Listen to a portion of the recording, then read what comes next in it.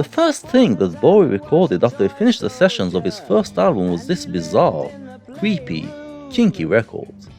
It was not released at the time, but it survives as an early portent of things to come, and that makes it worth looking into. In a way, Little Toy Soldier is very much like the album tracks, a theatrical record that tells the story of an eccentric individual. What makes it noteworthy, however, is that while the album tracks were steeped in Englishness, here we feel the strong influence of an American band, a band that released its debut album just a month before this song was recorded.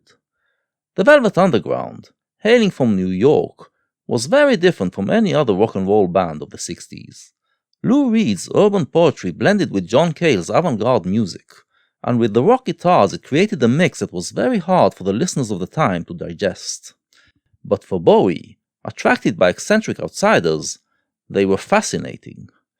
He discovered them very early, and being a mod, always trying to be a step ahead of everyone, he was very excited about his discovery. This record is an attempt to fuse their art with his vaudevillian English style.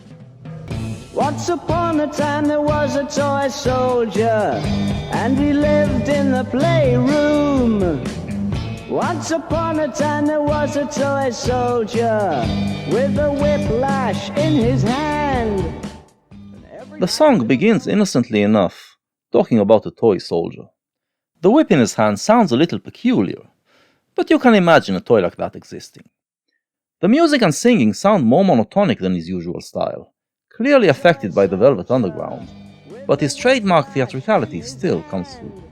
And every night little girl Sadie would take all her clothes off and wind up her toy soldier, and he'd raise his whip and say to her, "On your knees, little Sadie, little Sadie, on your knees. Taste the whip, in love not given lightly. Taste the whip and bleed for me." And, just like that, we find ourselves in a very weird place. The last two lines are lifted straight out of the Velvet Underground's Venus in Furs, a song about sadomasochism, and Bowie is imitating Lou Reed's voice and singing style.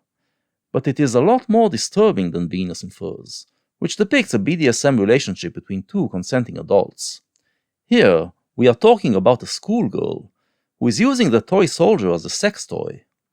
These were the years of the sexual revolution, when young kids would discover their sexuality through fantasizing about rock stars. But Sadie is a masochist, and she needs something more extreme.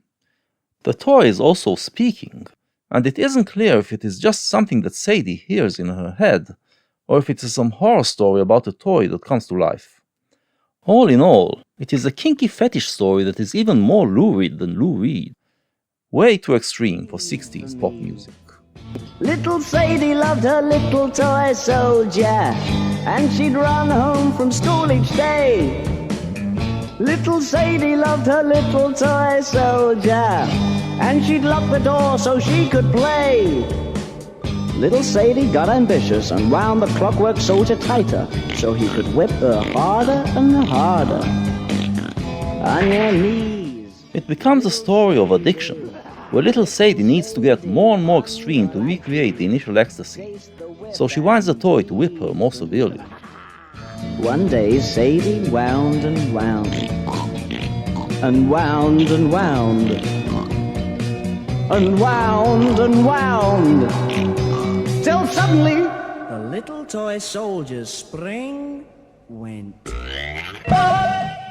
Eventually, she goes overboard and winds the toy too much, causing it to break. Is that the end of the story? No, it is much worse.